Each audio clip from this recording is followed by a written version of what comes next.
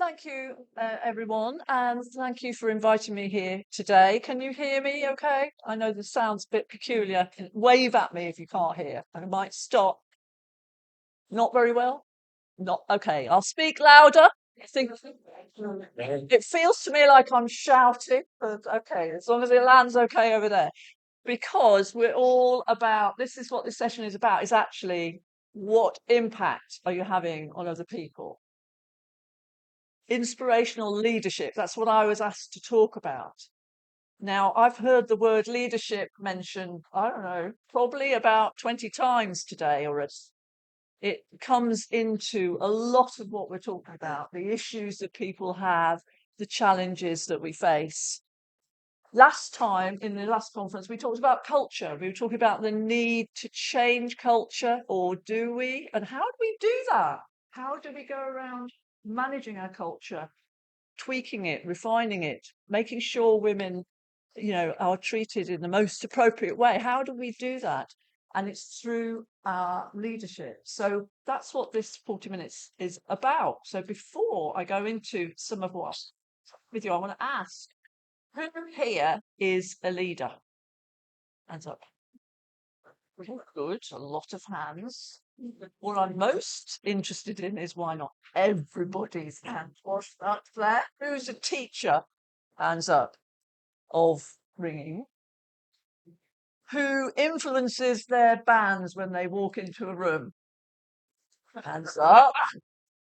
Who has an opportunity to influence things in their band? Hands up.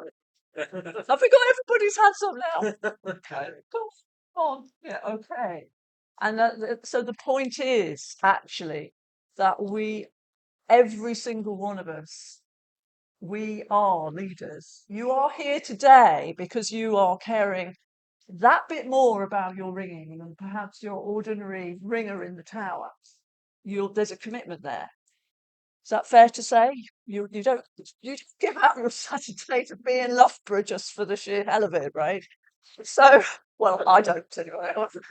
So I'm talking to you as leaders, and that is a useful way to think about it. So when there's something not as you would like, the question you might want to start looking at is, what can I do? What can I do and you might not use the term for yourself leader, but I'm inviting you to just play with that for the next 40 minutes. And that's what we'll be thinking about. So why should I talk to you about leadership? Well, I do spend most of my business time talking to senior leaders in the United Nations. And I have the privilege of giving feedbacks, 360 feedbacks, and coaching to very senior people in the UN.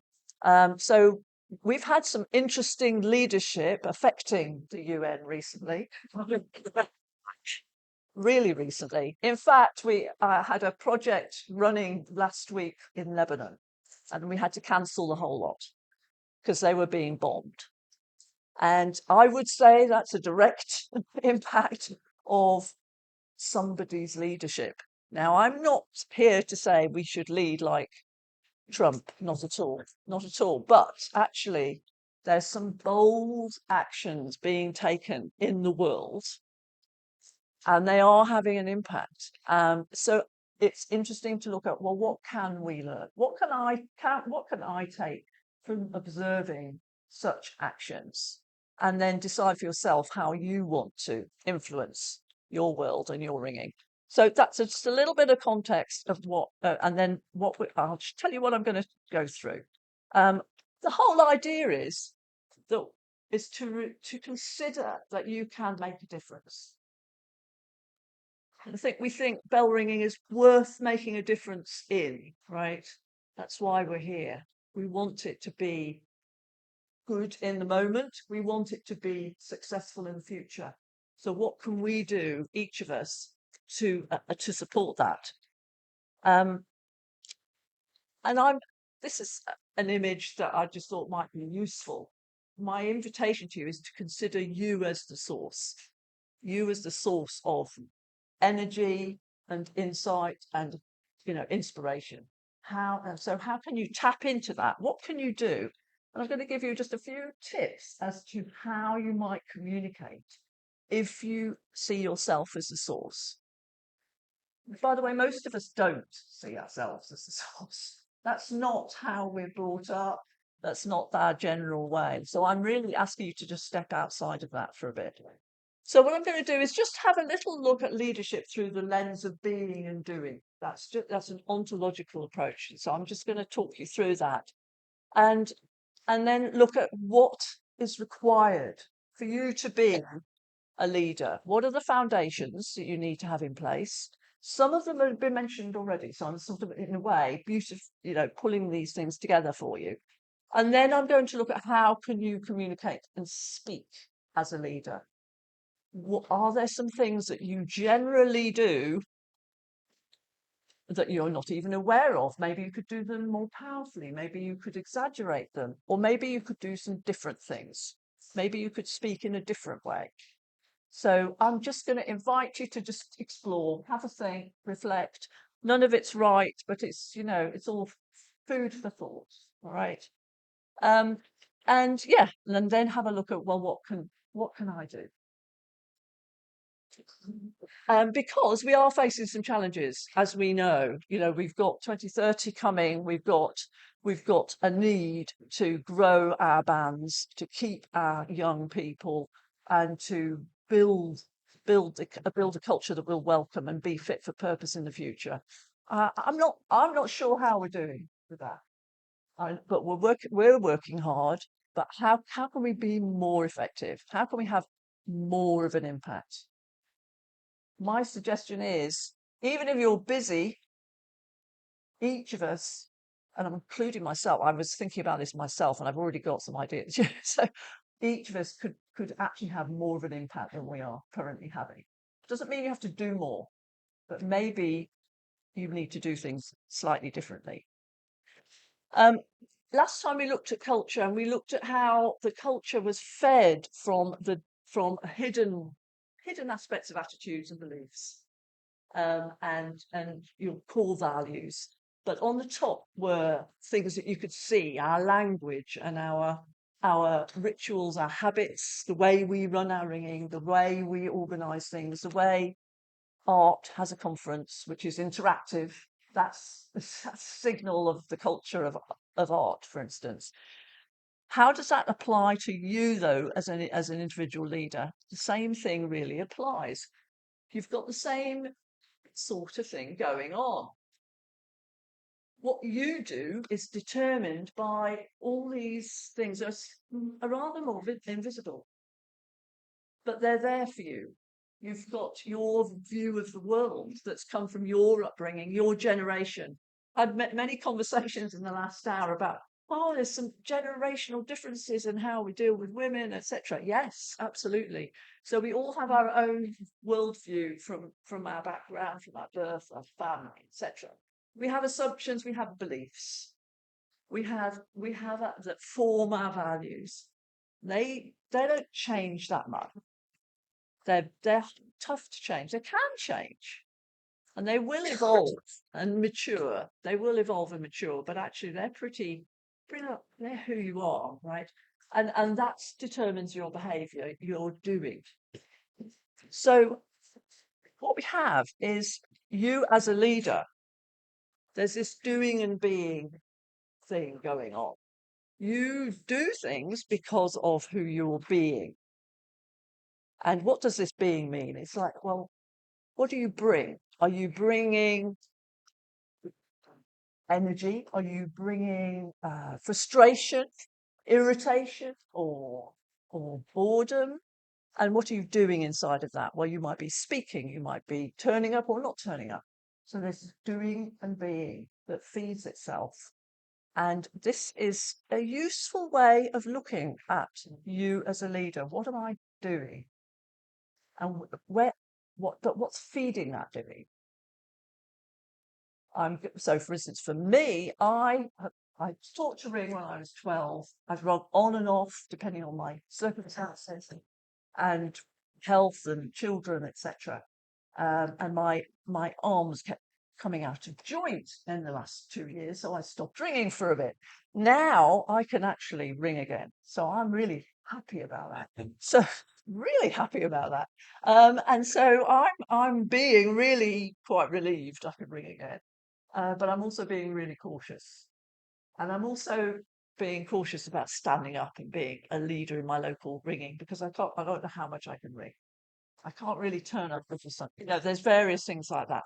So you can see how the doing and being gets linked together like that. So, but what we're going to do, if anybody wants to work on who you're being, for instance, who here is feeling a bit frustrated with things in their tower? Any hands up? Okay. Who here is uh, resigned and bored? Resigned? Anybody resigned? No, because you're here, actually. The resigned people don't make it here. Anyone's excited about the ringing that they're doing? Good, good, excellent. So for those of you who are more on the negative side, one of the things you can do is look at, okay, what can I do about that? What can I add to who I'm being that would make a difference? Now, I'm not going to do that exercise with you guys right now because that would take way too long, but that's something that you can do. But let's focus in on the doing, which is fed from the being, right? But you can work backwards. So you can do that and feed your being. Right, so now let's look at the doing. So this is the things you can do. So first of all, the foundation of leadership is critical. You can't just turn up and into a tower. Nobody knows who you are and just take over, can you? It's not going to happen. So even though you might want to take charge of something, that's just not enough. You need to have certain things in place. So what are those things? Because if you're struggling to influence and change what's going on for you in your tower, in your area, it could be the foundations that are weak and you need to work on the foundations. So let's have a look at the foundations. There's three. Oh, that pale blue really doesn't work, does it? So apologies for that. So the first thing, integrity, is, I mean, and it was referred to in one of the other talks actually, but not using the word integrity. So if you don't like the word integrity, don't worry. But what I'm talking about is consistently turning up and doing what you said you were going to do. If you said you were going to arrange that ringing for someone and you don't do it, of course, it's like, you said you're going to turn up on time, you don't turn up on time, everyone else did, that's a problem. There's certain basic, consistency of delivery, of turning up that's required. So that's the first thing. By the way, in terms of that particular aspect of foundation, you might think, well, I've turned up on time every time in the last 20 years and I just didn't last week. Doesn't matter. Just that one last week, that's the one that's tripping you up. You can lose your integrity just like that. You might be polite to all the ringers and behave professionally and not get cross and all that. And then there's one time you get too cross. You lose your temper. That's your loss of integrity, just like that. Doesn't matter all those brownie points from the years gone by. And so it's a really crucial part. And it's quite difficult to, what do you do when you've done something wrong, as it were? Any suggestions? What do you do? How do you restore your integrity? Let's say you were really late, you left them all in the rain for half an hour. I don't know. What do you do? Apologise, for sure. You take responsibility, you clean it up. Whatever it takes to clean it up, that's what you do. Now, there are some things in ringing where this is very, very difficult because some things are so bad that not even an apology is going to make it better. That's when it heads more towards like a big trigger, where there are big breakdowns in relationship, and these happen. Safeguarding issues, all you can the worst horrible things you can think of can happen, and sometimes you will really struggle to restore your integrity, and you might not. You might never get it back. So it's precious. It's a precious thing, and it's yeah. So hold on to it when you've got it. Hold on to it. But it's useful if you suddenly find that when you normally would say something and then you start to notice people aren't listening to you anymore. It might be because your integrity's out for something. Oh, by the way, integrity, it's not just about what you say, it's also what they expect you to do. Now, how unfair is that, right? It's their expectations and they're putting them on you. You didn't give permission for that expectation, but that's how it works. That's how we work. That's how relationships work. So it could be that you've disappointed somebody, you've let somebody down, you didn't actually know it. So that's one of those things that needs sorting out. The next thing in the foundation is being related to people. And that's been mentioned several times today already, also, is how important it is for people to feel like they're known and understood by you and you're known to them. Now, in ringing, if, it can be easy to do that. It can be surprisingly hard. There are bands, I certainly ring in a couple where you're straight into ringing and everyone's straight out again. People don't actually necessarily quite know what's going on. So if you are struggling to influence someone in some direction or other, have a look at, I just need to know where they're at. I need to get a degree more related. So that's another opportunity. Commitment. You need to be committed to something that is aligned to where you're wanting to take them. So your commitment and your intention needs to be there, and it also needs to be clear. So sometimes you need to spell out what you're committed to. People may not understand that you're complaining about something because you want to improve the standard of ringing. Why do you want to improve the standard of ringing, etc.? So these are the foundations. When you've got all those three in place, then you can talk. Okay, then you're allowed to talk. So it's quite difficult because these things, if you've lost them, it means you haven't got the trust of people. And with ringing, these relationships they go on for years, don't they? Forever. So we really have to nurture all our relationships as much as well as we can. So let's say you have integrity, you have commitment, and they know that, and you're related. Now you show up, you want to make a difference to your tower. What do you do?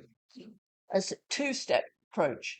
Now, I'm not saying you just, send them an email saying, click here. That's not going to work. So, but there's a two-step approach I've gone the wrong way, in what you need to do. The first step is enrollment, and this is the inspirational bit, okay? The first thing to do is to look at engaging their interest. Why would they want to talk to you? Why would they want your influence, want what you're wanting? Why would they do that? So you need to engage with what they are interested in. So this is about exciting them in what might be possible. Well, if we perhaps invite some visitors to, I don't know, a monthly practice, maybe we can do something special on that day, that type of thing, and see if they're engaged with that. How can you tell if someone's inspired? Any suggestions? How can you tell? You get some sort of positive response. Yeah. You have to look at them to pay attention and check. Are they interested? No, not that interested. Okay, let me try something. Check it out. Check it out. Don't assume that you're understanding quite what they want. So this is all to do with really looking at understanding where other people are coming from, which is a bit of a flavour of the day also. Yes, so how do you do that? Well, you can paint that picture of the future. That's a good way of doing it. You can talk about it. or you can just carefully question in on their motivations and then pin it to that. And just really focus on something that's worthwhile to them. You could ask them what they want also, of course. So this is the first step of speaking as a leader. Now you'll do this probably pretty naturally, but I'm putting a distinction on this because it's helpful. Because if you're not getting people to do what you want, these are the steps. This is the step. These are the steps that will work. So are you getting enrollment? Have a think about yourself. How easy do I find it getting enrollment? Now I personally find enrollment easy, but my husband, he has no clue how to get enrollment whatsoever. He goes to the second stage straight away and misses out enrollment.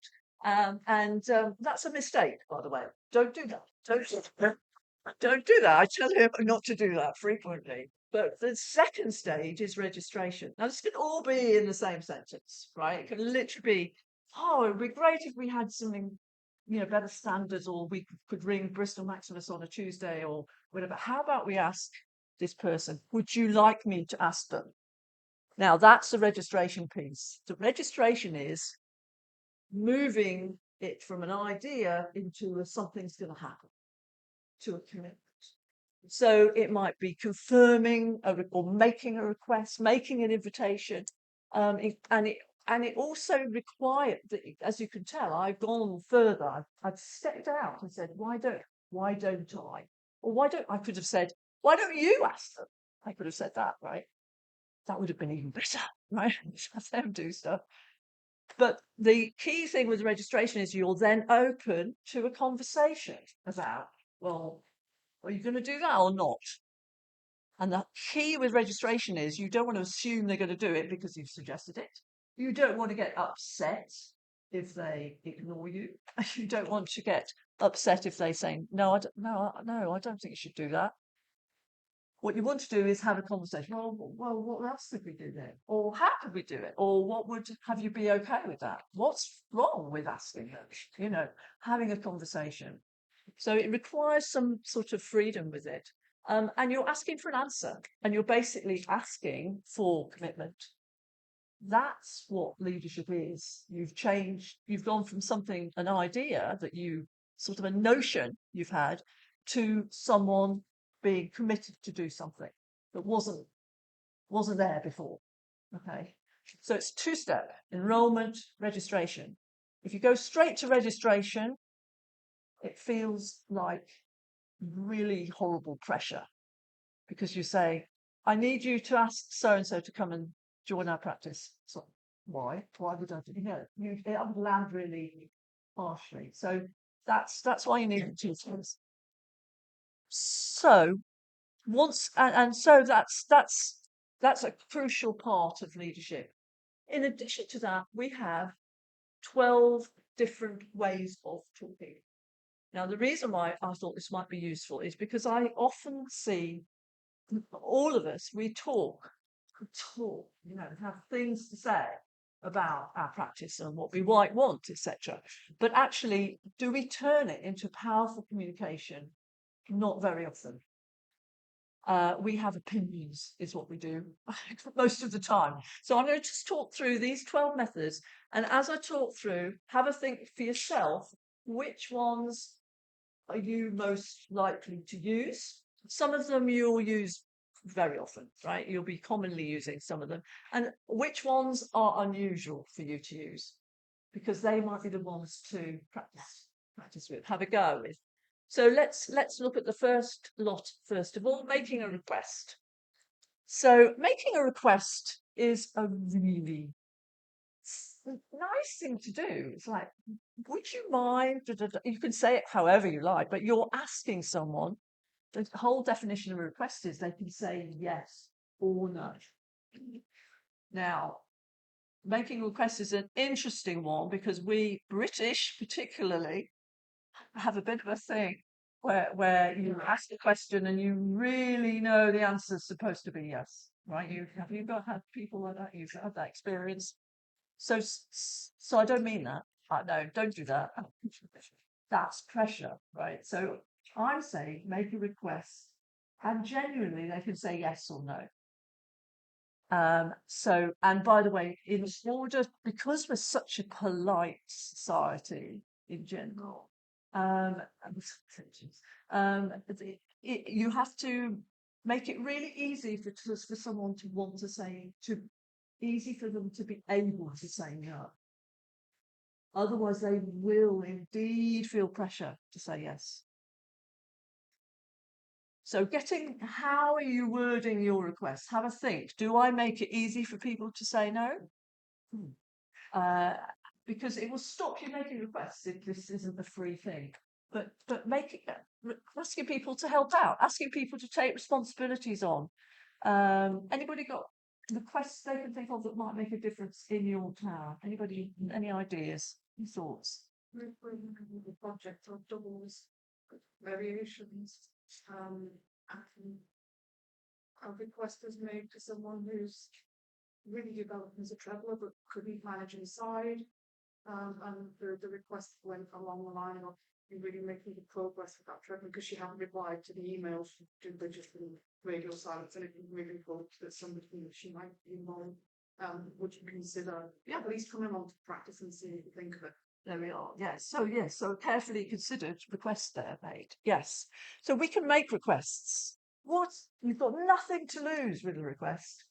You might think, well, they might say no, I won't like that. Well, never mind. Get over that. It's my request to you. So yes, making requests. You should be making lots of them. As a leader, you should be making lots of requests. As against giving an order. Which is a little bit different. And we've talked about health and safety circumstances earlier. Orders, there is a time and place for giving an order and ringing, and it's to do with safety, for sure. Or it's to do with safeguarding or, really material matters like that. Any other time? When else would you give an order? No, not really. But we sort of give orders all the time, don't we? We're conducting, it's just a barrage of orders. So that's one of the confusing things, I think, about ringing, is that intrinsically we have to give orders and instruction, but it's not effective leadership. It's giving orders. There's no place for that as a leader in your operation. So keep those to the side. Present an invitation. So making an invitation is a bit like making a request. It's just another level of request. It's with a specific thing that you're inviting someone to that they can say yes or no to. Now, if there's something you want to change in your area, you might want to consider creating something to invite people to. Like we're talking about gender, we were just talking what's next with moving this gender conversation forward. I wonder what invitation we can create. What thing can we create that we can invite people to contribute to? It's a conversation. So think about, is there an invitation here that I can make? Make an offer. You can make an offer to someone or to a body, to a band or to a guild. I am prepared to do this. I can take on this. You can just offer your time and services. You might hesitate to do that for obvious reasons, but that is definitely something you can do. That can make a difference. Again, the crucial thing with making an offer is that you need to allow people to say yes or no to that. So not to add any heavy pressure. State a commitment. You can voice a commitment. You can say, I'm committed to this. How often do we say that? Not that often. Not that often. I think we could say more about what to do in general in towers. A lot goes unsaid, I think. So you can state a commitment, and that can be really helpful.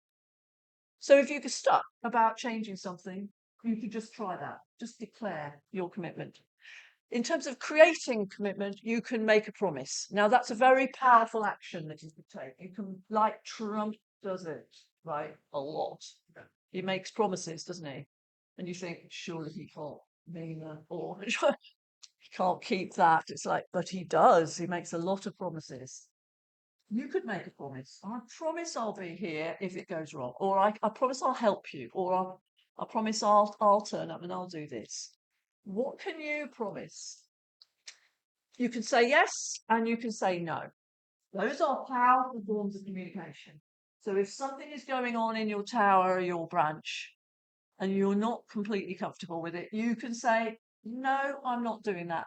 You can give a reason or not give a reason. But actually, sometimes a habitual no rather than not turning up is more useful and changes things if you're explicit about why you are a no. So it's a very powerful thing to say. You can ask a question. Again, this has been said a number of times this morning. Asking questions really makes a difference. So if something's not moving, you're going around in circles, you can ask a question. You could make an assertion. You can say, I think this is going really badly. What can we do differently? Now, it may be everyone was thinking it and no one said it. So you can just make an assertion. It's like, I assert. And actually it's useful, and I know this isn't normal language. It's useful to say, I assert, because you're putting forward your view in a powerful way, rather than just expressing opinion, like, oh, you know, which is how most speaking is just people, what we tend to do is just express opinion, which doesn't make the same amount of difference. You can make a declaration about something. You can declare that something is broken. I declared that our ringing was broken in our local area the other day. It felt good. I don't know. I don't know what difference will come out of that, but I declared it. It was it. Yeah, I think it probably helped. You can express. So the last one is very important: expressing appreciation and acknowledgement. We have terrible trouble with this in this country. In this country, in terms of just being comfortable with positive acknowledgement, but we also don't give it as much as we want. And, it's just like one of those conundrums. So to find a way that you can authentically thank people and acknowledge people can really make a difference. And if someone is being a certain way, you can acknowledge how they're being, and it's a bit like it's a mirror. Immediately you've said it, they will shift. It's a transformational tool that you have with acknowledgement. It's so powerful. So if someone's being irritating or difficult or whatever, you could just acknowledge, I find you really difficult. Like with no other purpose than just acknowledging it. And it can shift it. It can start to shift. Are you who's irritating? Are you irritating? So now you can't see the pale blue. Sorry about this. So turn to your partner. Just find someone to pair up with, if you wouldn't mind, and just look at which of those methods do you commonly use. Which do you think you find yourself using? You might say, actually, I don't use any of them, but I don't know. But see which ones you use. And the last question is, which one do you use the least? And which one you play with? Basically, what might you play with in the future?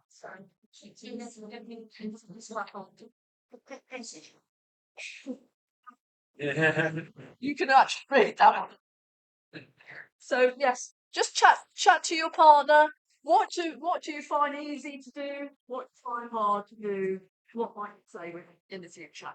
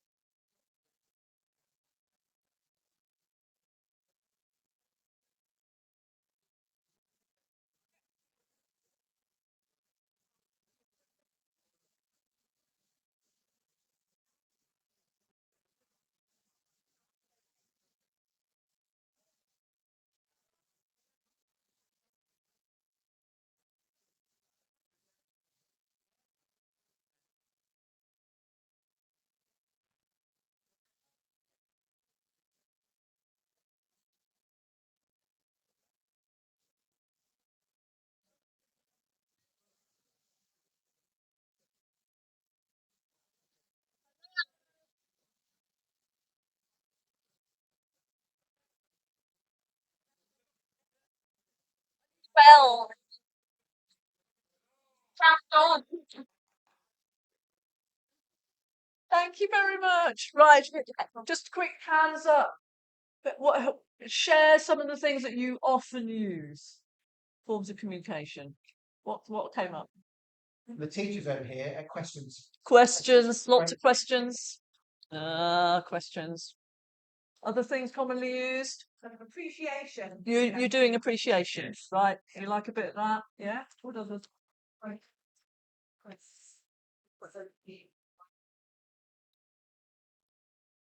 Yeah. Okay. Okay. And what could you do more of? What do you think you might try to do a bit more of? Saying Saying no.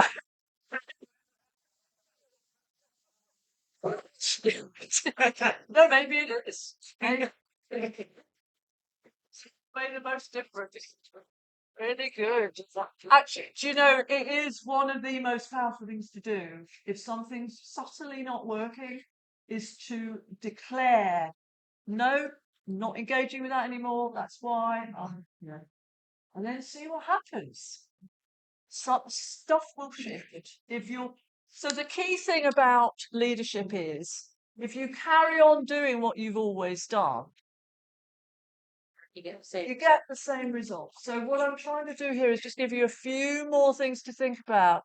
What else could I do that could shift things? And it is remarkable what can shift if you can stand in yourself as the source, basically. And don't forget listening. That's all the other thing I meant to say. It's not actually talking, but actually, I would say if you're struggling to shift something, first of all, really listen to what's going on. You've probably not heard something.